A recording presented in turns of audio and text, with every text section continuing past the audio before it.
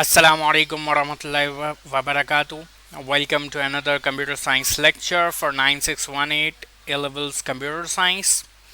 Today we would be continuing our section number 2, communication, and today we are going to discuss the hardware requirements for networking. The first device given in our syllabus is switch. A switch is a hardware device that can have a number of devices or computers connected to them, enabling those devices to communicate with each other. A switch checks the data packet received and works out its destination address and sends the data to the appropriate device only. This makes using a switch a more secure and efficient way of distributing data. Commonly, switches are also used when you want to expand your network. Each packet sent to a switch has a source MAC address and destination MAC address, so packets can be routed correctly. Switches can be wired or wireless. Switches are usually connected with a router, and then they are connected with multiple PCs to allow a router to share the network connection with a lot of other devices in the network. Advantages: they increase the available bandwidth of the network. They help in reducing workload on individual host PCs. They increase the performance of the network. Networks which uses switches will have less frame collisions, as switches have domain collisions or collision domains rather for each connection. They have separate areas inside the network wires, inside the network paths, which are known as collision domains, so that packets or frames cannot collide with each other. They would rather bypass each other. Hence, data would not be lost more often. Switches can be connected directly to workstations. Disadvantages: they are more expensive as compared to bridges. Network connectivity issues are difficult to be traced through the network switch. Broadcast traffic may be troublesome. Broadcast means when you are trying to send the same message to all the computers in a network.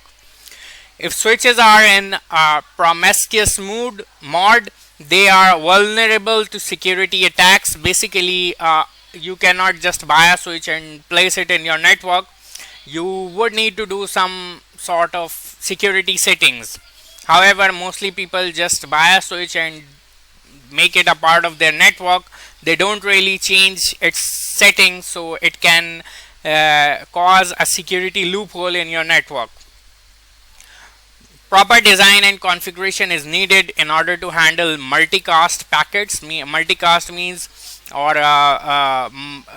those packets which are originated by a single sender, but its intended destination is more than one PCs or devices. While limiting broadcast, they are not as good as routers. The next device we have are known as repeaters. These are network devices that amplify or regenerate an incoming signal before retransmitting it with more energy or after recreating it. They are incorporated in networks to expand its coverage area. They are also known as signal boosters. When an electric signal is transmitted through a channel, it gets attenuated depending upon the nature of the channel or the technology. This poses a limitation upon the length or the coverage area of the network. Hence, repeaters are used by installing repeaters at certain intervals. Repeaters take the attenuated signal and amplify them by providing them with energy so they can further travel a few kilometers. Digital repeaters can even reconstruct the signals distorted by transmission loss. So repeaters are popularly incorporated to connect between two LANs, thus forming a larger single LAN. This is an attenuated signal, and a repeater basically reconstructs it by providing it energy. Advantages: they are simple to install and can easily extend the length or coverage area of the network. They are cost effective. They don't require any processing overhead. The only time they need to be investigated is in case of degradation of performance. Otherwise, normally we don't even need to check them for performance issues. They can connect signals using different types of cable. It is possible that at one end you are having a coaxial cable and the other end you are having a twisted pair, and still repeater would be able to connect them both. Disadvantages: they cannot connect dissimilar networks. Both networks have to be similar in nature and to working. They cannot differentiate between actual signal and noise. So if a signal has picked up some noise, it would also be boosted up. They cannot reduce network traffic or congestion, as they only deal with boosting the signal, and that's it. Most networks have limitations upon the number of repeaters that can be deployed, and you cannot include more than that specific numbers of repeater in your network architecture. The third device we have is known as a bridge. A bridge is a networking device that is used to connect multiple LANs to form a larger LAN. For a bridge to be used, both LANs should have the same protocols. It cannot connect dissimilar networks together. Sometimes a bus network is constructed in segments, and bridges can be used to connect those segments together. The bridges store the network address for the end systems in the two segments it connects. The bridges can be wired or wireless. So this is first network, this is a bridge, and this is the second network, and they are both connected through this bridge. Advantages: they can be used as network extension, like they can connect two network topologies together. It has a separate collision domain, which results in increased bandwidth. It can create a buffer when different MAC protocols are there for different segments, in order to avoid any packet collision, or in order to avoid any speed degradation or performance degradation. They are highly reliable and maintainable. The network can be divided into multiple LAN segments by using bridges. The installation is simple, no requirement for any extra hardware or software except the bridge itself. Protocol transparency is higher as compared to other devices. Disadvantages: they are expensive as compared to hubs and repeaters. They are rather slower in speed. They have lower performance, as additional processing is required to view the MAC address of the device available on the network. As the traffic received is in bulk or is broadcasted traffic, individual filtering of data is not possible. You cannot check each and every packet. You just have to allow them all. During the broadcasting of data, when you are trying to send the same message to all the computers on the network has high broadcast traffic, and broadcast storms can be formed, which can cause the entire network to be congested, or it can cause a traffic jam on the network, or it can cause the network performance to be very much lowered. The fourth network device we have is a network interface card, or NIC. It is a hardware component without which a computer cannot be connected to a network. It is basically a circuit board that is installed inside a computer or a laptop that provides a dedicated network connection for that device. It is also called network interface controller, network adapter, or LAN adapter. Again, the network interface card can be wired or wireless, as well as it can be internal or external, which can be connected through the USB port. It contains the MAC address embedded into it at the manufacturing stage, and due to that MAC address, it is able to identify a device over the network uniquely. NICs which use wireless technology are called WNICs, or wireless network interface cards. This is what NICs look like. This is an internal NIC card. This is an external card. This one is also an external NIC in form of a USB stick. This one is wired, this one is wireless, this one is also wired, and this one is wireless. These two are internally installed, these two are external. The fifth hardware requirement for a server, or the fifth hardware device you need to set up a network, is known as server. A network server or a server is a computer that provides various shared resources to workstations and other servers on a computer network. The shared resources can include disk space, hardware access, and email services.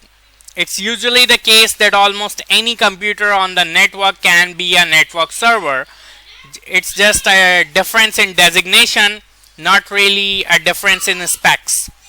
What separates a server from a workstation is not the hardware, but rather the function performed by the computer.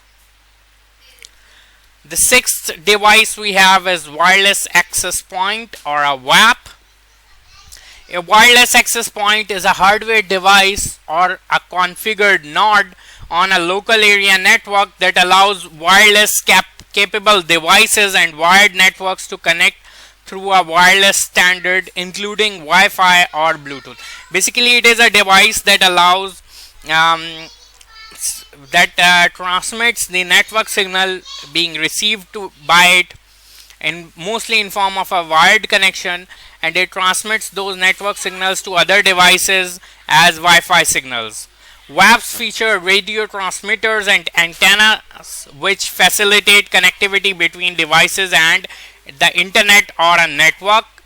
A WAP is also known as a hotspot. Then we have a network gateway. A network gateway, it is a network node that connects two networks with different transmission protocols together. Unlike a bridge which can only connect two networks with same protocols, a gateway can connect two networks with different transmission protocols. It serves as an entry and exit point for a network, as all data must pass through or communicate with the gateway prior to being routed. In most networks, the only packets or only data which do not come in contact with gateway, or at least one gateway, is one that is sent within a same LAN segment from one PC or from one node to another node. If the signal or if the data packet or data frame has to go outside the same LAN segment or to any other LAN or any other LAN segment, it must pass through at least one or more than one gateways. The term default gateway or network gateway may also be used to describe the same concept. Last but not the least, we have routers. A router is a device that connects two or more packet switched networks or subnetworks together.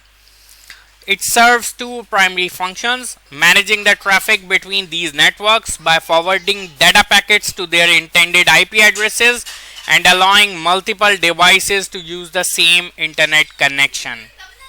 Routers are responsible for receiving, analyzing, and forwarding data packets among connected networks.